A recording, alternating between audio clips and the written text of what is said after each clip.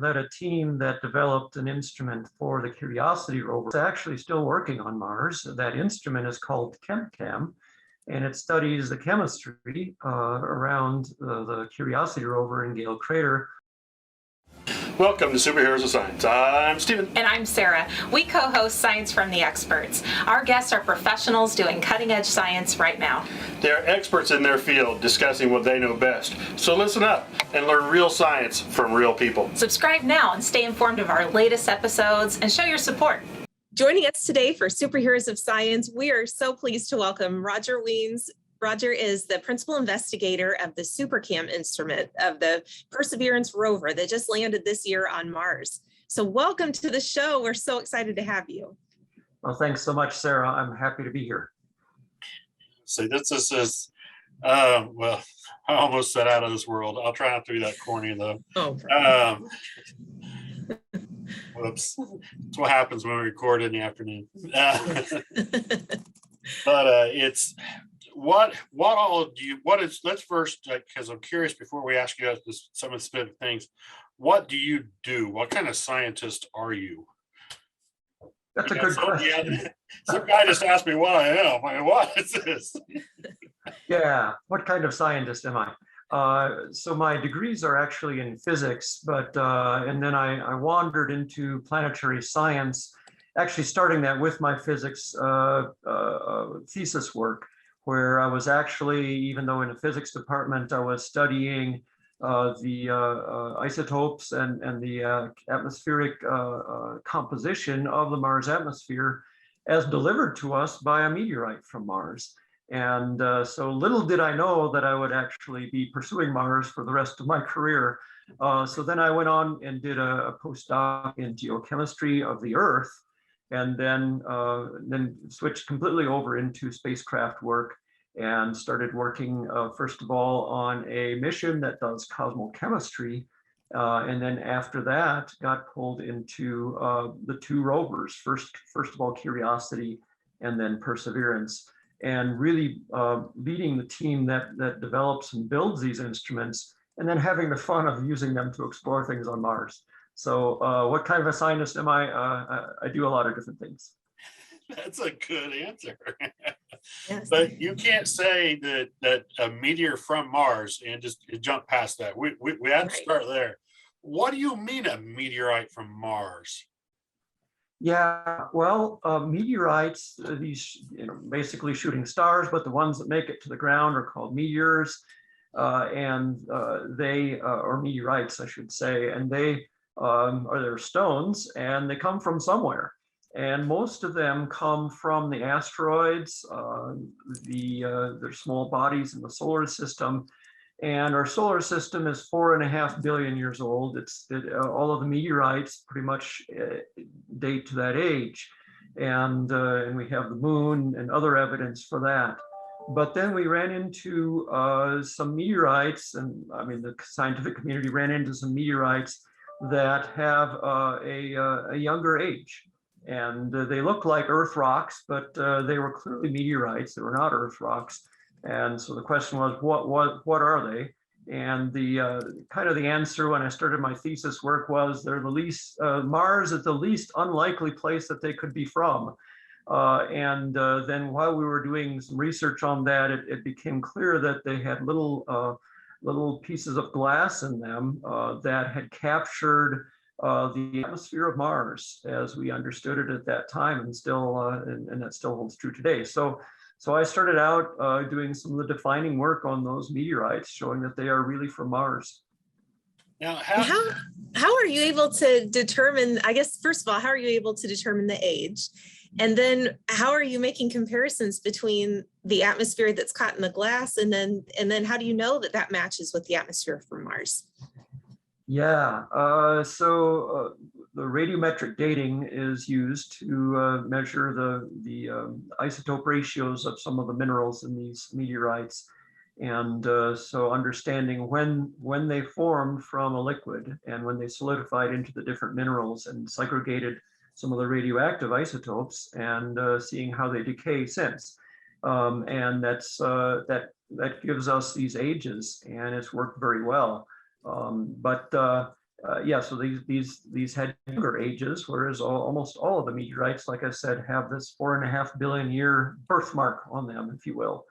But how did we get little glassy inclusions that have Mars atmosphere, and how do we know it's a Mars atmosphere?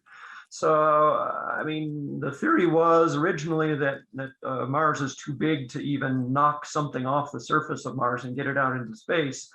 But these meteorites were shocked. We could tell that they had been through some pretty physical, rough environment at some point, and some of the minerals had turned to glassy material. This glassy material actually held a bunch of gas in it that we could measure with mass spectrometers. And looking at the ratios of the elements in that material, it matched what we knew from the Viking spacecraft at that time. And that was a number of years ago now. And we now have better atmospheric measurements from Mars, and it still matches. And so these are Martian meteorites. And they have told us quite a lot about Mars, but since we don't know where they're from and they're sort of mysterious in where they got chipped off of the surface of Mars, we still have a lot of Mars to explore, and we learn a whole lot more by being there, and eventually by bringing back other samples as well. So what's the leading theory on how they got here? I mean, how did they escape the gravity itself of Mars, and how could they be? How did that happen? Yeah, yeah, so there must have been some fairly large impact.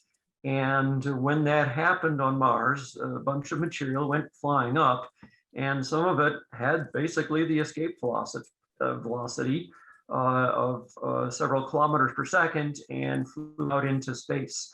And Mars is farther from the sun than the Earth. And for certain reasons, basically, actually it's the sunlight that starts to actually cause material to slowly spiral in towards the more inner part of the solar system, and so they eventually made their way to Earth. So that's how it happened. We know that they actually flew through space for several million years in many cases, and we can actually check that time frame as well from some other isotopes. So it was very interesting studying these for my thesis work. Absolutely. Did you say that it's the sunlight that causes those meteors to spiral inward? Very, very slowly on million-year timescales, but yes.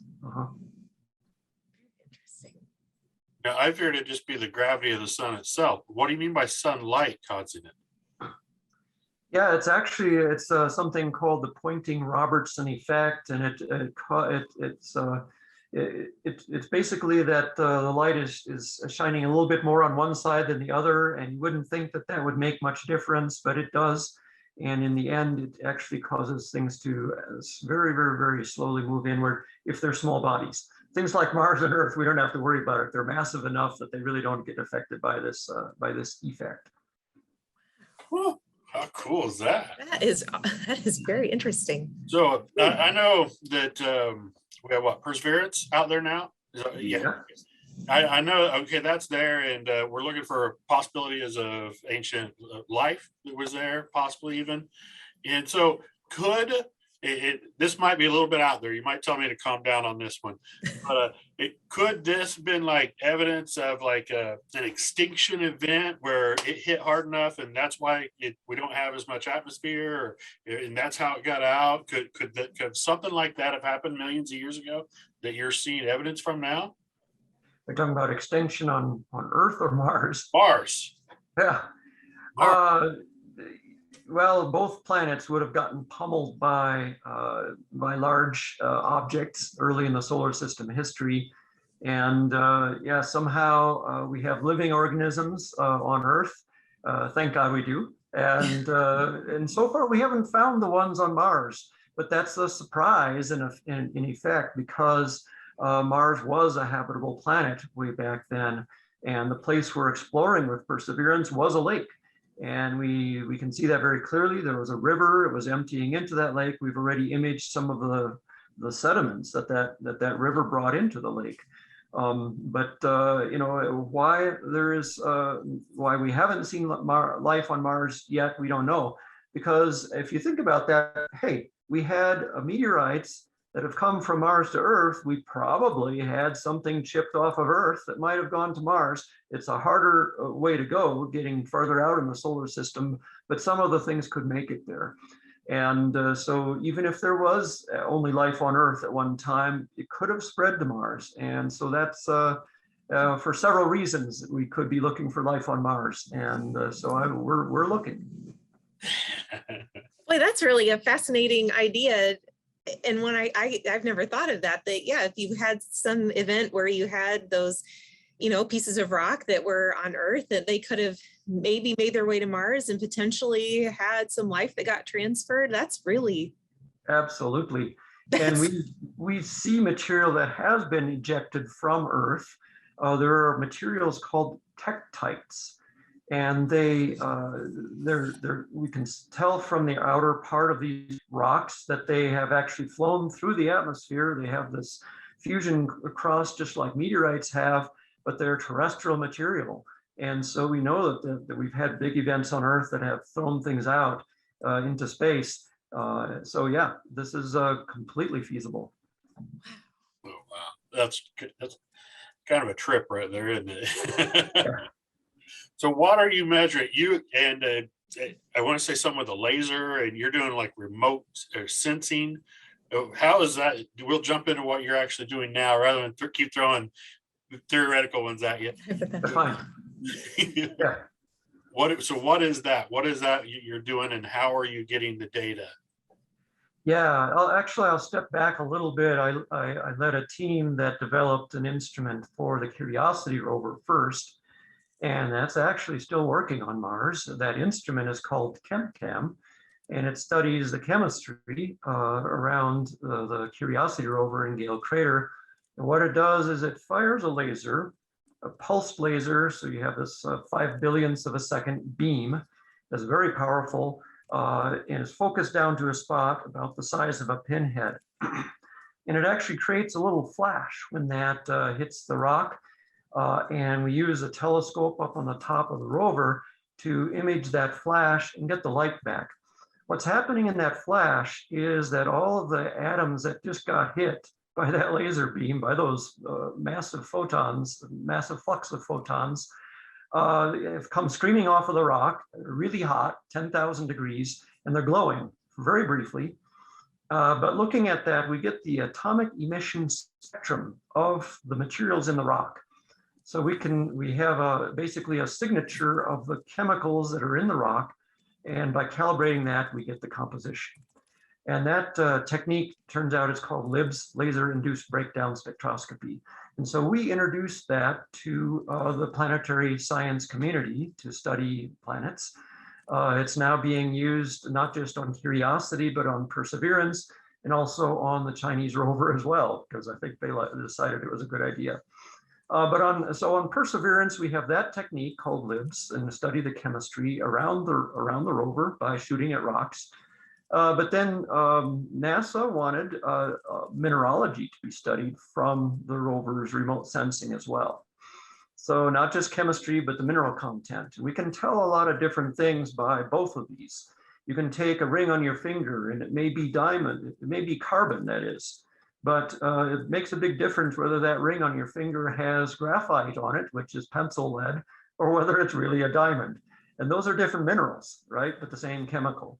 Likewise, from chemistry of different minerals, you can tell different things as well. So now with SuperCam, we study both the chemistry and the mineralogy, and it's very complementary. It tells us a lot more things. So to study the mineralogy, we added 2 new techniques, infrared vision, and then also another laser technique called Raman spectroscopy. So now we're doing a whole handful of things with a single instrument, SuperCam. Is it all based on what for the IR? What are you looking at the IR image of it, or of the spectra when you explode small amounts? Yeah, so we do it at different times than when we're exploding the small amounts of rock. Yeah, so we're just basically using sunlight on the rocks and then looking at basically the infrared color of the rock, which some clay minerals, things that contain water, not just clay, but also sulfate minerals, some carbonates, have absorptions in the certain wavelengths of the infrared spectrum. And so with that, we can start to tell, oh, there's there's a water-bearing mineral here. And so we start to, and that's some of the minerals that we're actually most interested in for habitability, because it tells us about the conditions in the lake and so on. So yeah, and it's actually not, we don't get an image in the infrared, we actually just get the spectrum of different points. And so we'll shoot, we'll get those spectrum of different places. And it will typically do that the same place that we get the chemistry. Okay. Are we limited with the minerals that we already know about, or is it possible that we could just find other minerals that maybe wouldn't necessarily be in the catalog or the index or what was using? How does that work if there's like a new mineral that would be discovered? Yeah, Sarah, that's an exciting idea. We know most of the minerals that we expect to find on Mars, especially like the igneous materials. But Mars has different conditions than the Earth in terms of its, the recipe, you could say, that goes into it, the chemistry. Mars' surface is especially enriched in iron, in sulfur, and chlorine. And so we could it could turn out that we would discover a new iron-rich mineral, or some sulfur-rich minerals and so on. And so there is at least one mineral that I'm aware of that is named after a location on Mars, because that's where it was discovered, and that's meridianite by the Mars Rovers that were in Terra Meridiani. But there's also minerals that are not very well known on Earth that may all of a sudden pop up on Mars. Like, for example, I was just researching or looking into another mineral that I didn't know much about.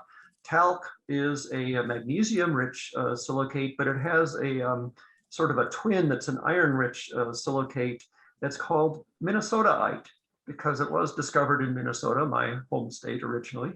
And so I was thinking, we might find Minnesotaite on Mars someday.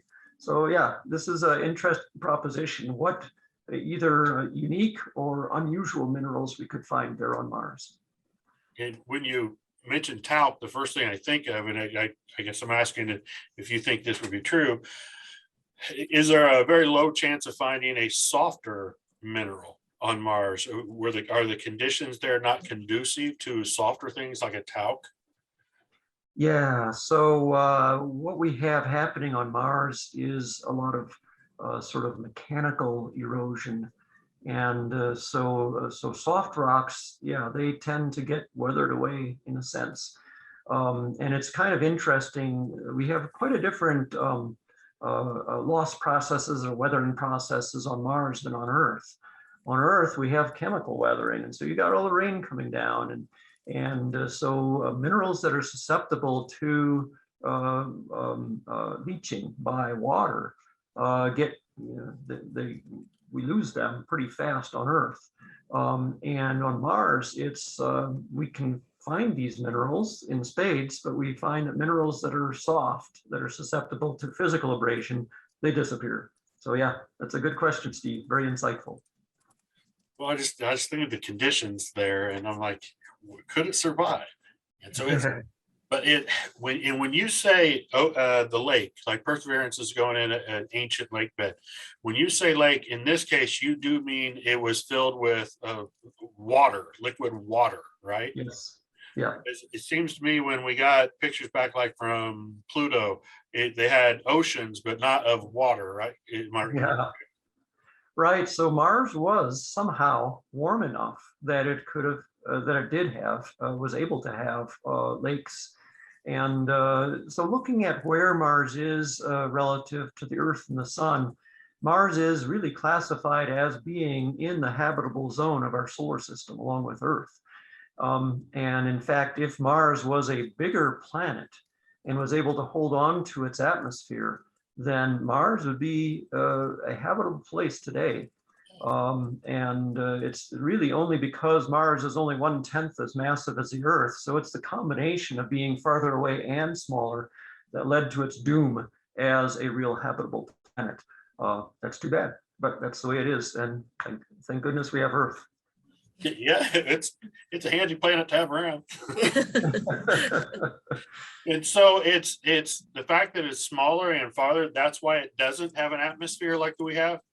That's right. Yeah, the smaller, basically. Yeah, it's Yeah. lost its atmosphere.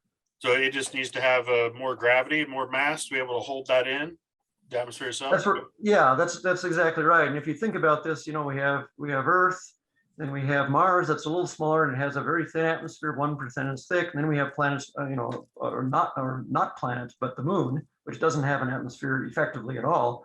And if you go in the other direction, beyond Earth, to bigger planets, then you have these gas giants, right? Which are almost all atmosphere and more than the solids. So yeah, there's this whole continuum. And Mars is just a little too small to have that atmosphere that would actually warm it up with the greenhouse effect like Earth has, and keep it warmer in this farther part of the habitable zone.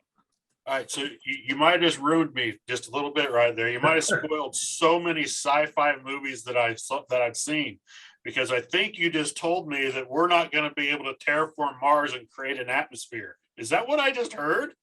Yeah, so there was I've always kind of hoped that myself and thinking, yeah, if we waited long enough, it's like, well, humans built the pyramids, and if we kept on working at something like that, or just got the engine started, that, in 4,000 years, maybe it would be like warm enough.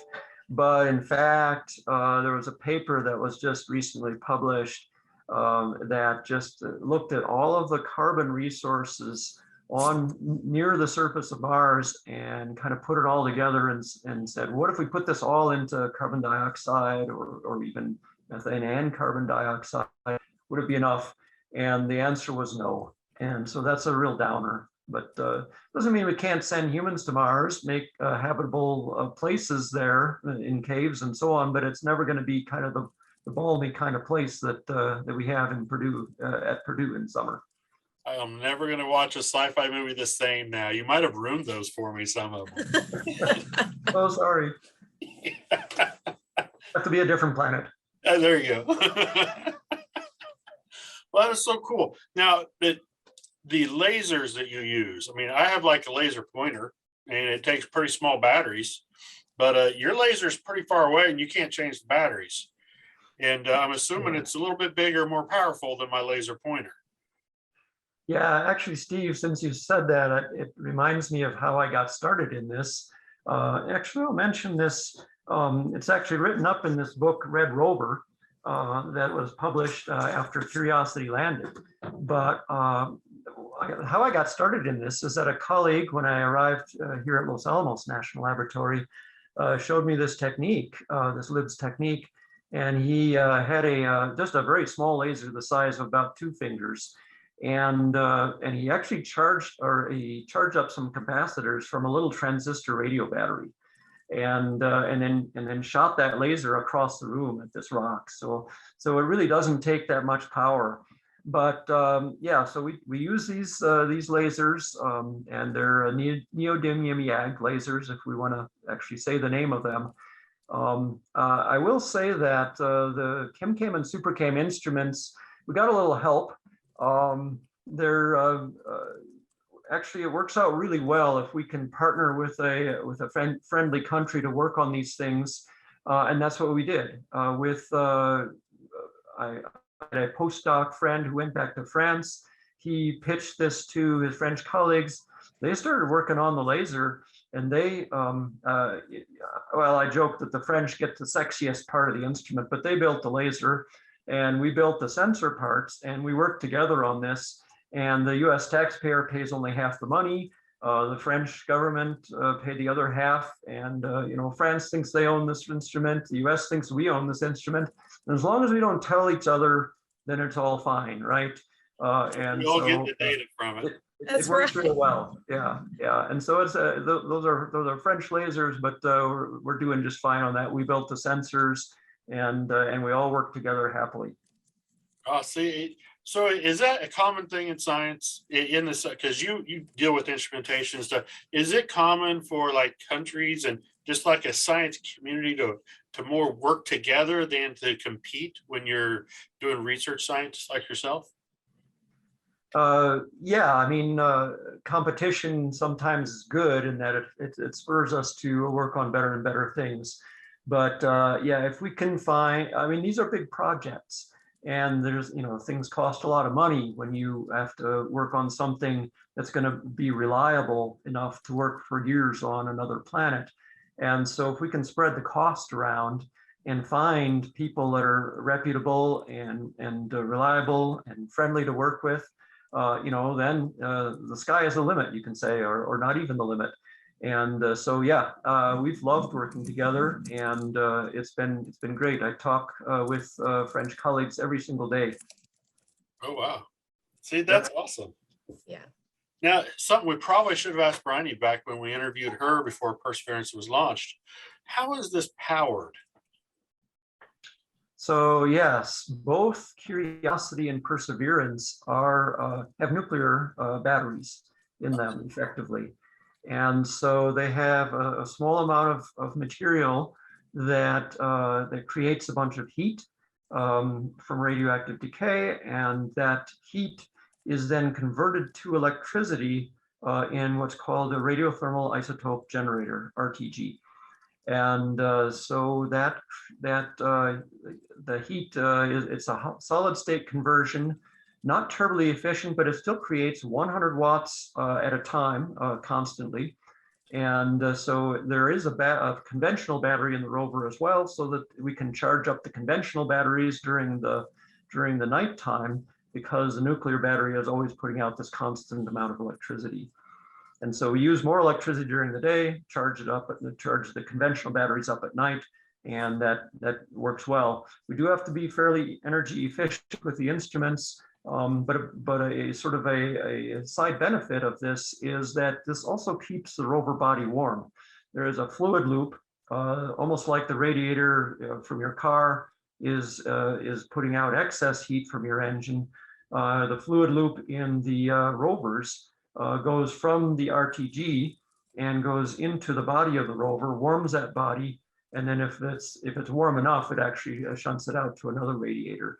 But this whole thing works to actually both heat and power the rover, and does a really great job of it. Oh, I'm gonna be honest. I thought you were gonna tell me solar power. I did not expect that. That is so cool. It's more compact and efficient than the solar power, and so the earlier generations of rovers did have solar power. We could actually use both, but this is a bit more compact and gives us a bigger punch, and it's going to last for at least a decade. So we're good. Oh, that's awesome. So how long has Curiosity been on there? Curiosity landed in August of 2012, and it's gone, I think, 26 kilometers. And it has climbed over 1,000 feet in elevation. And that's about over 400 meters in metric. And so it started in the lowest part of this massive crater, 90 miles wide.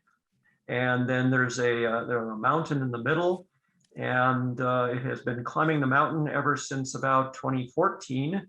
And just it's a gradual at first, and it's gotten steeper and steeper. And the views from this thing are absolutely amazing. I had such a difficulty tearing myself away from this mission back in February as Perseverance was landing.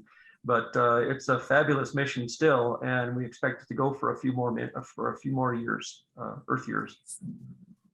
Oh, that's awesome. Oh my gosh. Now, night and day, a day isn't the same as an Earth day, is it there? So the night-day cycle is 24 hours, 38 minutes. So it's almost the same as Earth. Yeah. And that's what's so, so human-like, so Earth-like in a sense, that makes us want to go there in another sense. Why is it called SuperCam? The name SuperCam. it was a nickname and it stuck. Doesn't that happen often? Um, Too often, I suppose. But yeah, we had ChemCam on Curiosity, and then we got word as the new rover was being defined. There was actually a science team that was defining what it should do, and all of that. And they said, look, you have to study mineralogy with remote sensing. You're studying chemistry with ChemCam. So, and we were like, what are we going to do? And we came up with these other two techniques that we added. And actually, I should mention that there's a microphone on board now too, and we've got the imaging. So it really does a lot of different things, and we just didn't know what to call it. We wanted it to sound like ChemCam, or kind of hark back to that heritage, because the two instruments look a lot alike and they both use lasers. So we just started saying, well, this is kind of a super version of ChemCam, and started calling it SuperCam. And then we were going to say, well, we were always going to name it something different, and we just couldn't find a different name for it. And so, I mentioned that we're partnering with France and the Europeans on this. The French culture loves cartoons, right? And so pretty soon here comes a picture of SuperCam. It's like a very muscular body with, the mast of the rover as its head, and it's just shooting this laser out. And so that is the moniker for SuperCam now. So yeah. I love that. Yeah. And again, not the answer I expected. Yeah, I really appreciate that answer. I know sometimes I just really lack the creativity to come up with fun sounding ideas or just good titles for things. And that's just totally something I can relate to. Like, it's kind of a super. Yeah. Hey, that's a great name. Let's call it SuperCam. Well, I've learned a lot of things from being on this project and from sharing cultures. And one of them was, hey, let's be creative. So yeah, it's a lot of fun. Very fun. Yeah, I just took the assumption it was some witty acronym that someone came up with, not a nickname. That's so much better. Going to ask about, because you had mentioned that the asteroid, the close approach of the asteroid. Yeah, if you got a minute, you want to explain that? I forgot. I was too excited about everything else. I'm sorry. No. I was going back through, I saw it, but also I wasn't for sure when that close approach was. And I tried looking up a little bit of information. I was having trouble finding something, but anyways, I'd love to hear more about it. Yeah, so I put it on my calendar, and I know it's sometime this month in November 2021, but I can't remember exactly which day it is. It doesn't really matter a whole lot because the close approach is still quite very far away. Many, I think it's over 100 million miles or close to it. So this asteroid got named after me, I guess. The International Atomic IAU, International Astronomical Union, names bodies in the solar system. And it was like a friend of a friend who said, well, this guy should have one named after him. And so the funny thing was, they didn't tell me they were going to do this. And so we were sitting at a meeting for the ChemCam team, and somebody wanted to inject another talk into the meeting. And I'm like, well, we're already running late. What are we going to do this for?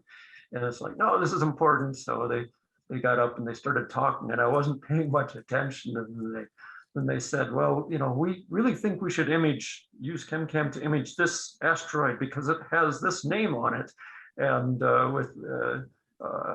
with the name Wiens. And so then I started paying attention and realizing that they had honored me in a very, very nice way, but they were playing a joke on me with it too. And it was just, this is the nature of the team. We're just really fun-loving, very hardworking, but also fun-loving and very respectful. And it's been so fun working with them all. That is awesome. Wonderful. That's considered a near. It is. I don't know if it's just a movie I saw last weekend, the sci-fi movie with the near Earth event or whatever, or something like that. Is there actually a name for them if they come within a certain range? Yeah. Near Earth asteroids that come within a certain range. And this is not one of them, so it stays out in the asteroid belt, so don't worry. They're not going to get hit by Wiens. That's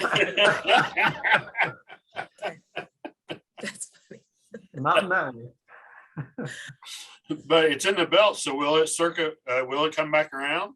Yeah. So it'll be another close approach in several more years. Yep. With all the asteroids there, how do they know it's that one? How do they know that it's yours? Yeah. So I mean, over the years, astronomers have made catalogs of all the bodies in the solar system that they can keep track of. And so this is, a small body, a few kilometers, and so it's you first spot it by taking pictures of the night sky with all the stars, and then coming back and taking a picture again sometime later, and then comparing them using a blink process, basically, to go back and forth between the two images. And if you see something that's there and it's a little farther over some other time and all the other stars are still the same, they didn't move, then you start to realize, well, that's something that's a little closer to the Earth than the stars. And that's how we find all of our objects in the solar system. And then from that, and then maybe a third night that you see it some other time, you can start to put together its trajectory and see where it goes in the solar system. And it's a very fascinating field of astronomy. And I'm glad people are keeping track of that, because there are some that come close to the Earth, and there are some that we might have to deal with sometime in the future history. Yeah, it's a big universe. Yep. Well, that is so cool. I'm pretty sure that I know of. You're the first guest we've had that has their own asteroid. Yes. I think I can second that. I don't know if I own it. I mean, I don't think I could sell it to anyone, right? I don't own the real estate. So Right. Well, what good is it if it just has your name on it? If you can't get some money off of it, right? But anyway, whatever. You can find out some way you could rent it for a week or something. ooh, yeah. Yeah. We'll try to figure that out. Well, space tourism, it's getting bigger and bigger. So maybe I can suggest that somebody stay night on our asteroid. Huh? Oh. Cool idea. Thanks. You get a commission for that, right? Yeah. 1% for the idea or something, right? 4 centuries from now. But anyway. That's funny. All right. Well, thank you for the time. Thank you so much. Thank you for listening to this episode of Science from the Experts from Purdue University Superheroes of Science. If you like this episode, subscribe, give us a positive review, and share the love. Boiler up! Hammer down.